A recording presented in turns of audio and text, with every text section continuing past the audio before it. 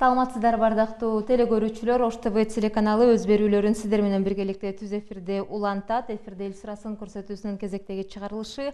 Ал эми бүгүнкү программанын алкагында сиздин жана биздин суроолорубузга жооп берүү үчүн студиябызга атайын конокторубузду чакырганбыз. Анда бүгүнкү студиянын коноктору менен сиздерди тааныштырып өтөйүн. Улуттук банктын Ош облустук башкармалыгынын башчысы Жумаш Сыдыков бүгүн бизде конокто. Саламатсызбы? Жана ошондой эле бүгүн бизде конокто Ош шаардык мэриясынын алдындагы муниципалдык ипотекалык ишканасынын директору Кутманалы Абдрахман уулу. Саламатсыздарбы? Биздин студиябызга кош келиңиздер. Программанын башында алгач биздин сунушту четке какпай, программага катышып берүүгө ыраазычылыгыңыздарды билдиргениңиздер үчүн сиздерге рахмат айтып коеюн. Анда эң эле алгачкы суроону узатуу менен бүгүнкү маегибизди баштайлы. Ушул өлкөдөгү өзгөчө абал учурунда өлкөдөгү акыркы кырдаалга байланыштуу ушул насыя алган ишкерлер, дыйкан, фермерлерге колдоо көрсөтүү максатында насыянын мөөнөтү буга чейин ушул 3 айга чейин узартылганы маалым болгон болчу. Анан бул суроону мен Жумаш мырза сизге узаткым келип атат. Ушул бул аракетти ишке ашыруу максатында биздин ушул өкмөт башчыбыз баш болуп бир топ тапшырмаларды берип, өзүнүн көзөмөлүнө, жеке көзөмөлүнө алды эле. Бул багытта өлкөнүн аймагында кандай жумуштар жасалды? Ушуга токтолуп кетсеңиз. Рахмат. Урматтуу телекөрүүчүлөр, бул кредит маселеси боюнча ушул өзгөчө кырдаал убагында бизге дагы Улуттук банкка дагы көп кайрылуулар келип түштү. Бул негизинен жанагы биздин ушул абалга байланыштуу Улуттук банктын токтому кабыл алынган. Бул 18 мартта. Бул токтомдо так жана баардык нерселердин баары ушул көрсөтүлгөн. Бул жерде негизинен баягы кредиттердин мөөнөтүндө төлөнбөй жаткан убактарда төлөмдүк айыптар жана кандайдыр бир кошумча төлөмдөр салынбайт же алынбайт деген бир ушул токтомдо көргөзүлгөн. Муну баардык банктардын баары өзлөрүнүн убагында аткарышып, кырдаалдарга бул боюнча эч кандай төлөп айыптар салынган жок. Кредиттик келишимди кайра карап чыгууга байланыштуу ошо комиссиялык жана башка төлөмдөр да алынбайт деген токтомдо көргөзүлгөн. Бул дагы ушул токтомдун баягы иши канааттандырылып, бүгүнкү күндө дагы ушул келишимдерди кайра кароодо эч кандай банктардан төлөмдөр алынган жок. Андан тышкары ушул токтомдо сунуш катары Улуттук банк банктарга берген. Бул кредиттерди баягы 3 айдан кем эмес мөөнөткө төлөмдөрдү жылдыруу маселеси боюнча. Бул боюнча дагы ушул банктар бул токтомдун сунушун четке каккан жок. Бул боюнча дагы ушу карталар менен иштерди баягы дистанциондук абалда өткөрүштү. Бул жерде дагы айта кетчү нерсе, бул маселе бул 3 айга процентти же болбосо кандай бир төлөмдү жоюп салуу деген деп кабыл албашыбыз керек. Бул ошол ушундай абалда баягы үйдөн чыга албай банктар менен байланышта боло албай калган убактардагы баягы мөөнөттү 3 айга жылдыруу деген мааниде ушул талапты кеткен. Бул боюнча дагы банктар дагы айтылып коеюн, эч кандай бир бул боюнча тескери четке каккан жери жок. Кардалардын баарын кабыл алып, бул боюнча да иштер жүргүздү. Эң негизинен баягы цифра катары айтып кетсем, ушул коммерческий банктар тарабынан жалпы 70,5 миллиард сомго республика боюнча бул ошондой бир кайрылуулар келип түшкөн. Мунун 82 миң кредит боюнча. Булардын ичинен 46,5 миллиард сомго же болбосо 57 миң кредитке ошол кардалар менен банктын ортосунда келишимдер түзүлүп, реструктуризация болду да. Бул Ош облусу боюнча айтып кетсем, бизге ушул 9783 кредит алуучулардан арыздар түшкөн. Ошонун суммасы 4 миллиард сомго кредиттер реструктуризация болду. Бул боюнча азыр иштер жүрүп атат. Андан тышкары ушул токтомдо дагы так жана белгиленген жанагы ушул убагында төлөй албай калган кредиттер боюнча жана кипке баягы маалыматтар ушул баягы убагында төлөнбөй калды деп жасуу жүрүндө жүрбөсүн деген ушундай кеткен. Ошон үчүн кипке дагы ошондой нерселердин баары ушул кредиттер боюнча түшпөйт дагы.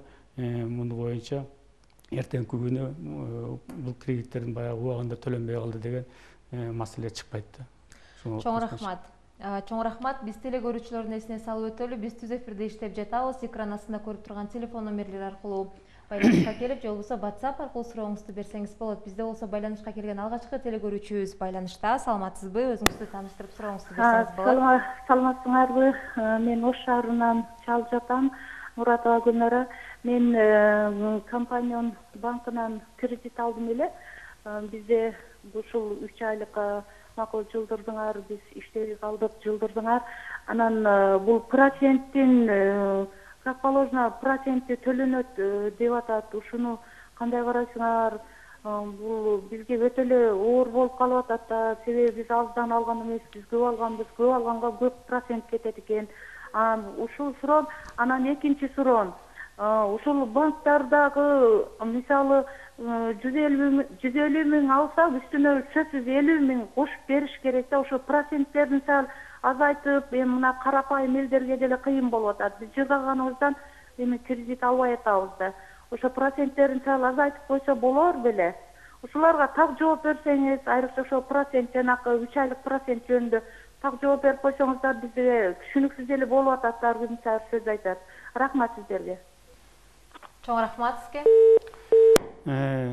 Рахмат сурооңузга. Ушундай суроолор бизге да көп түшүп атат. Мен дагы өзүмдүн жана сөзүмдө айтып кеттим.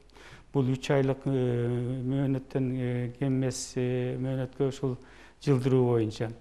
Бул жерде жанагы 3 айлык ичиндеги төлөнө турган процент жоюлуп кетет деп биз мындай кабыл албайлы да. Ошонучу потому что бул жоюлбайт дагы, бул только жылып, анан ошол кийин сиздер төлөгөнгө туура келет да. Мынчу.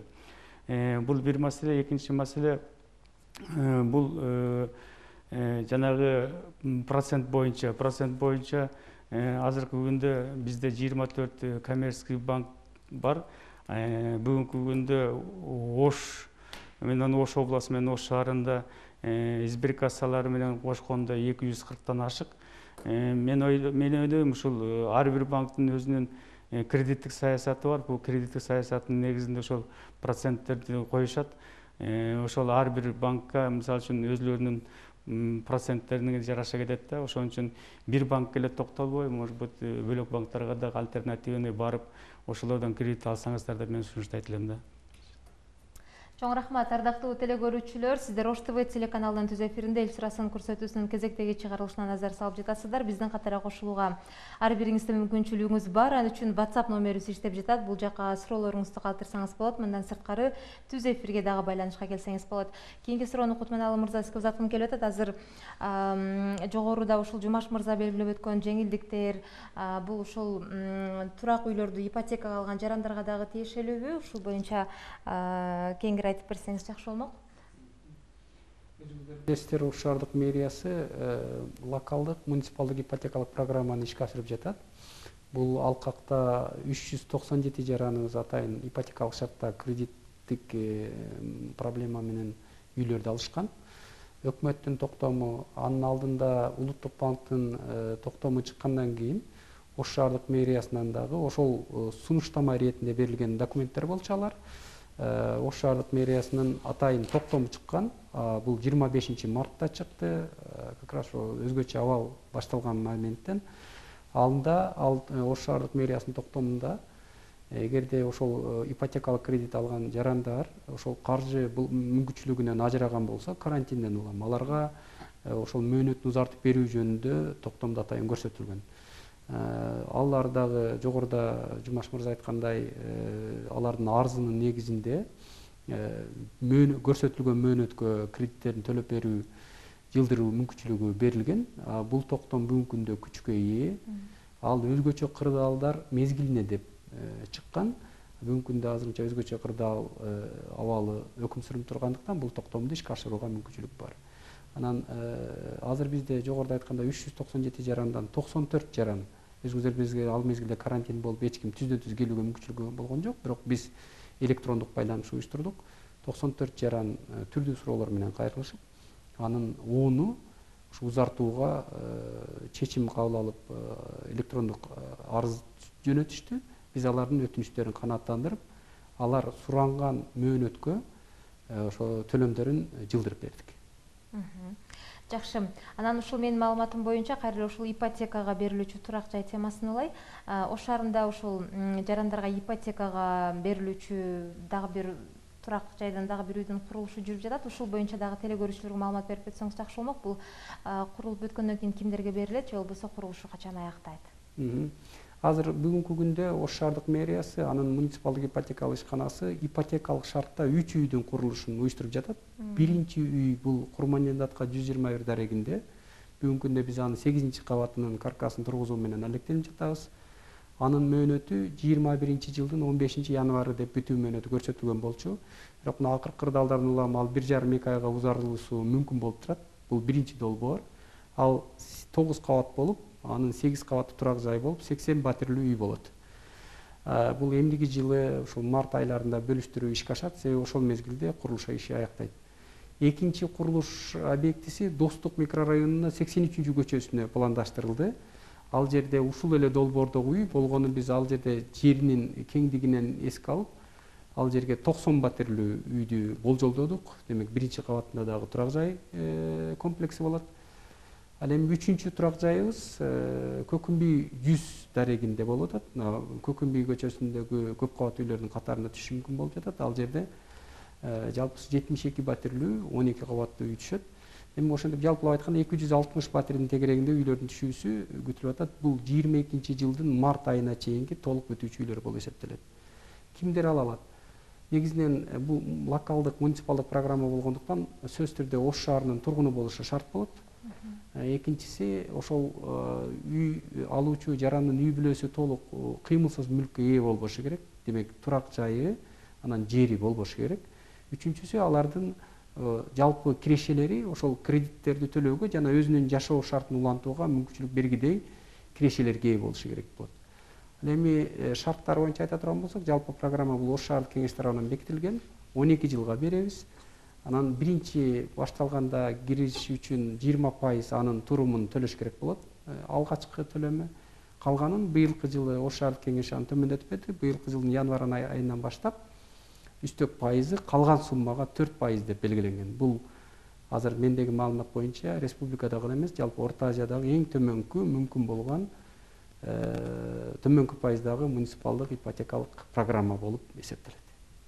Чоң рахмат. Анда биз программабызды алга карай уланталы. Ардактуу телекөрүүчүлөр, WhatsApp номер аркылуу бул жактан телефонго байланышпаңыздар деп айтат элем. Анткени сиздерди бул жактан түз эфирге алып чыгууга бизде мүмкүнчүлүгүбүз жок. Бул жака SMS билдирүүңүздү калтырсаңыз, биз жооп алып берүүгө аракет жасайбыз. Кийинки суроону Жумаш мырза сизге узатайын. Ушул жалпы телекөрүүчүлөргө ушул накталуу эмес төлөмдөр тууралуу кеңири маалымат берип өтүңүз.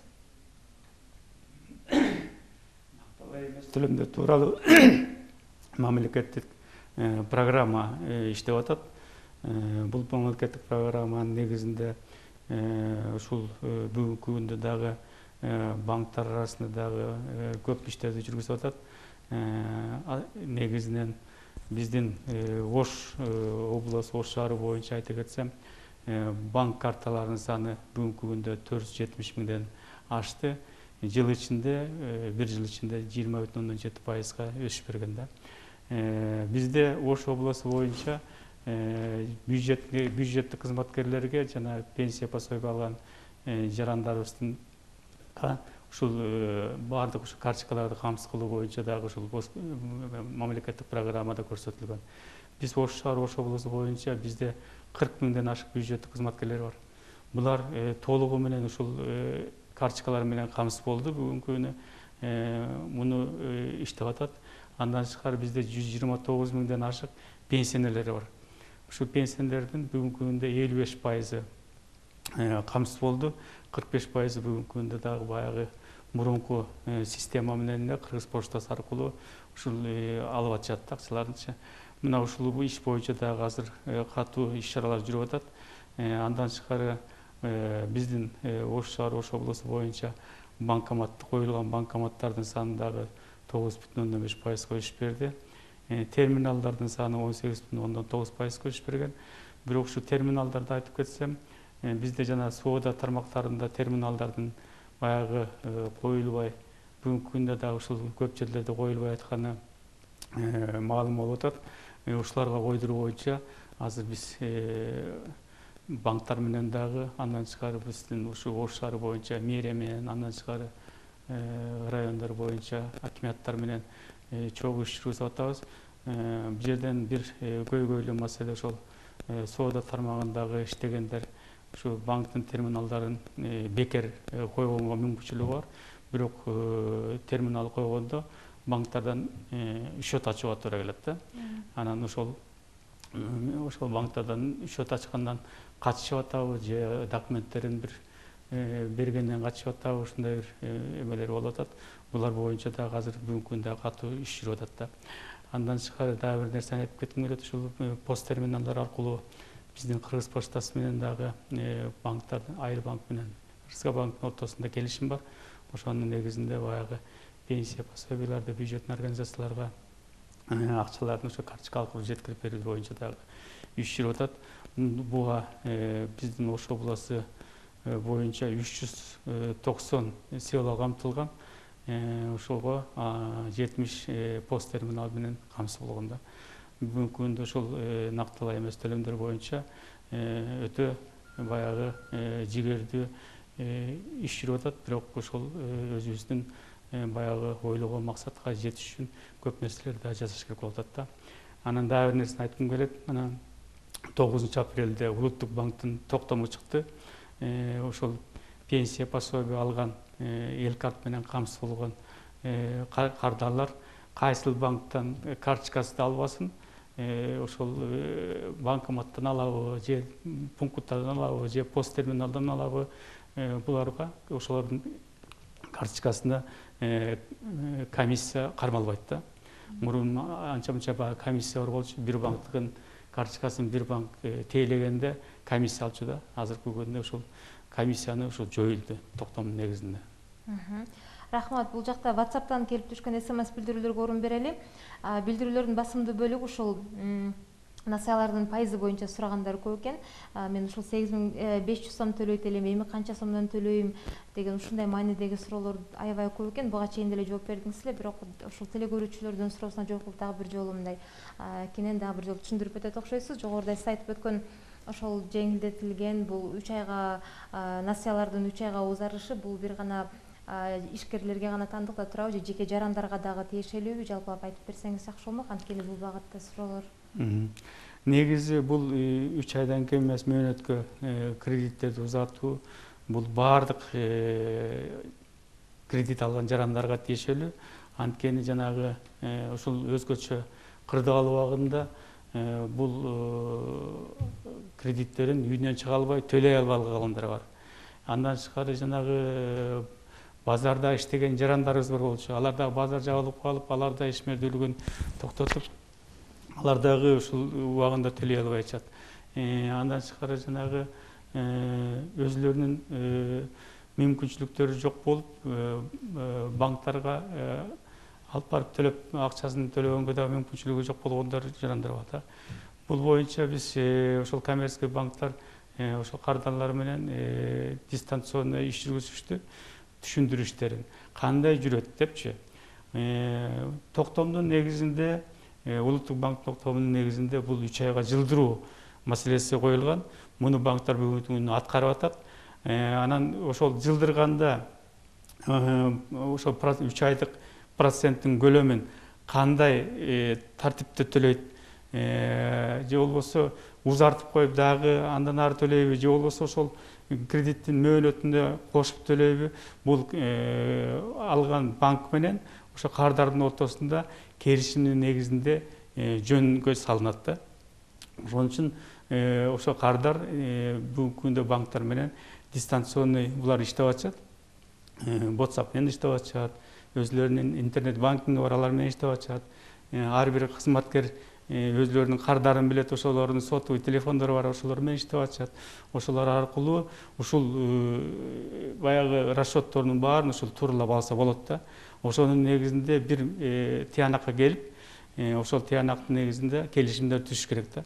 Эгерде ошол кардар банктын менен сүйлөшкөндөгү ошол өзлөрүнүн расчетторуна көңүлү толбой же болбосо бир өзлөрүнүн мыйзамдык чегинде туура эмес деп эсептесе, анда улуттук банкка кайрылса болот. Бирок ошол биринчи банктарга кайрылып, банктардан расчетун алып, ошол расчеттун негизинде анан улуттук банкка ошол мыйзам чегинде ушул банк туура кылып атабы, туура эмес кылып атабы деп кайрылса болот. Андан тышкары, если улуттук банкка кайрылбаса, муну өзлөрү сот аркылуу дагы сотко кайрылып чечип алса болот да бул маселе. Чоң рахмат. Биз болсо программабызды ала карай уланталы. Биздин катарга кошулган дагы бир телегөрүүчүбүз байланышта бар экен. Саламатсызбы? Өзүңүздү тааныштырып сурооңузду берсеңиз болот. Саламатсыңарбы? Мен Кусманалиге суроо берейин дедим эле. Менин балам азыр 21 жашта, Ош окуясына байланыштуу инвалид болгон, 2-топтогу майып. Бизге ошол убакта үй берилбей калганда майыптаргачы ошо ипотекага мисалы алсам боло экен, же болбосо ошол майыптарга үй каралганбы? Ошону берейин дедим эле. Рахмат балдар. Чоң рахмат сурооңузга. Сиздин сурооңуз туура. Азыр ипотекалык шартта эгерде ал мүмкүнчүлүгү чектелген жаран болгону менен анын үй бүлө мүчөлөрүнүн жалпы кирешеси ипотекалык шартты төлөөгө мүмкүнчүлүгү болсо, тем более сиз айтып атасыз, биринчи группадагы, экинчи группадагы майыптар болсо, алар бир артыкчылыкка ээ, алар кезексиз азыр мына бүгүнкү күндө бизде ипотекалык шартта 5600 жаран кезекте турат деп айтып атабыз. Бирок мүмкүнчүлүгү чектелген жарандын үй бүлөсүнө кезексиз ипотекалык шартта үй алуу мүмкүнчүлүгү бар. Бул мыйзамдагы мындай категориядагы жарандарга жеңилдик болуп эсептелет. Ошондуктан биздин ишканага тиешелүү арыз менен кайрылса, демек келечектеги бүтүп жаткан үйлөрдүн ичинен кезексиз алуу мүмкүнчүлүгүнө ээ деп айтат атам да. Ал эми отдельно өзүнчө майыптар үчүн үй куруу жөнүндө маселелер бир топ жолу Ош шаардык мэриясына көтөрүлгөн. Ал жөнүндө каржы булактары жөнүндө бир нече жолу аракеттер азыркы күндө болуп жатат. Ал жыйынтыктар чыкса, биз кошумча кабарлайбыз деп ойлойм. Рахмат. Бул жактан WhatsApp'тан келген билдирүүлөрдү мен жалпылап эле экөөңүздөргө тең суроо берейин. Эми ушул насыяны убагында төлөй албай калган, ошол эле турак үйгө байланышкан насыяларды убагында төлөй албай калган жарандарга кандай кадам жасалат, эмне аракет болот деген суроолор чындыгында көп экен. Алардын чын эле тагдыры кандай болот? Себеби мисалы канча убакыттан бери ишмердүүлүгүн токтоткон ишканалар арбын, алар насыясын убагында төлөй албай калса, эмне болот жалпылап айтканда? Бүгүнкү кырдаалга карата ошол насыясын убагында төлөй албай калса, банктар эч кандай кошумча туумдарды, төлөмдөрдү албайт. Бул биринчи кезектеги нерсеси. Экинчи, ошол өзлөрүнүн баягы мүмкүнчүлүгүнө жараша кайсы маалда төлөйм десе, ошол коммерческий банктар менен сүйлөшүп, ошол убакта макулдашып алса болот бул маселени.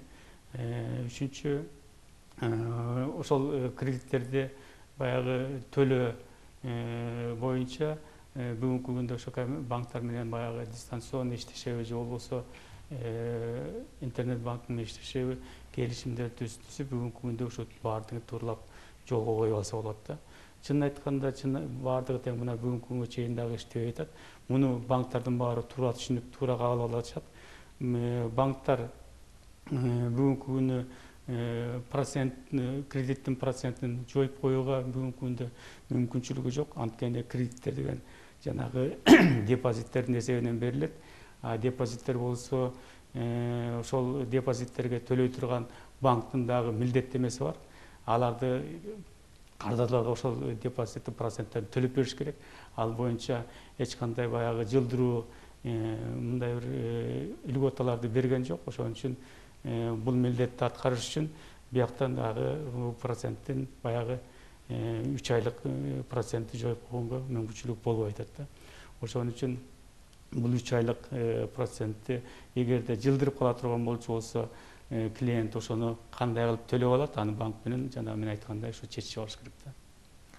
Чоң рахмат. Бизге бөлүнүп берилген убакыт акырындап соңуна чыгып баратыптыр. Ошондуктан программанын соңунда экөөңүздөргө тең эркин микрофон узатайын. Балким программанын жүрүшүндө айта албай калган ой пикир, сунуш, балким биздин теле көрүүчүлөргө кайрылууңуздар болсо айтып алсаңыздар болот. Мүмкүнчүлүктөн пайдаланып, мен бир ушул айтып кетким келет.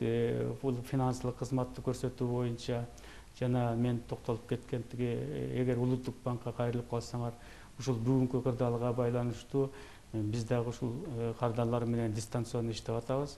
Улуттук банктын сайтына кирсеңиздер, ошол сайтта ошол кандай кылып кайрылыш керек бүт баары тең ошол сайтта көргөзүлгөн.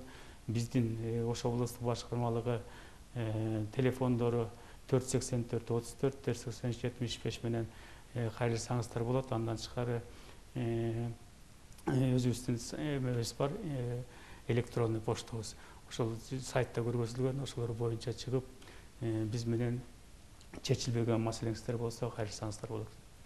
Чоң рахмат, мырза. Азыр мына Жумаш мырза абдан туура айтты. Азыр жарандарыбыз ушул өзгөчө кырдаал учурунда аракет этип аткан документтерди негиз кылып, бүгүнкү күндө өз проблемаларын документтештирүү, мыйзамдаштыруу менен алек болушу керек, өзүнүн финансылык мүмкүнчүлүктөрүнө жараша. Биздин азыр Ош шаардык мэриясы тарабынан кабыл алынган токтом бул өзгөчө кырдаал учуруна гана таасир этет. Демек эртең эгер өзгөчө кырдаал учуру токтотулду деп эсептесек, анда ал кадимки режимге түшүп калат. Ошондуктан бүгүнкү күндө кандай финансылык мүмкүнчүлүктөрү болсо, ошого жараша бүт иш аракеттерди уюштуруп, кайрылууларды жасап, мүмкүн болгон мөөнөттөрдү өздөрү анықтап алышы керек болот. Бул ар бир жарандын өзүнүн жеке ички мүмкүнчүлүгүнө жараша, жогорудагыдай эле азыр бүгүнкү күндө эч кандай туумдар алынбайт жана графикти алар жарандардын мүмкүнчүлүгүнө жараша жылдырып берүү мүмкүнчүлүгүнөн баардык жарандарыбыз пайдаланышы керек. Чоң рахмат анда сиздерге атайын убактыңыздарды бөлүп, бизге ушундай маанилүү, ошол эле учурда маңыздуу маек куруп бергениңиздер үчүн ишиңиздерде ийгиликтер болсун. Рахмат сизге. Рахмат сизге. Ардактуу телекөрүүчүлөр, сиздер Ош ТВ телеканалынын түз эфиринде Эл сурасын көрсөтүүсүнүн кезектеги чыгарылышына назар салдыңыздар. Бүгүнкү программанын конокторун дагы бир эте эсиңиздерге салып өтөйүн. Бүгүн бизде конокто Улуттук банктын Ош облустук башкармалыгынын башчысы Жумаш Сыдыков, ошондой эле Ош шаардык мэриясынын алдындагы муниципалдык ипотекалык ишканасынын директору Кутманалы Абдрахман уулу болду. Көрсөтүүнү түз эфирде мен Максуда Кудайбердиева алып бардым. Жергибизде дайыма тынчтык болсун, амандыкта көрүшөлү.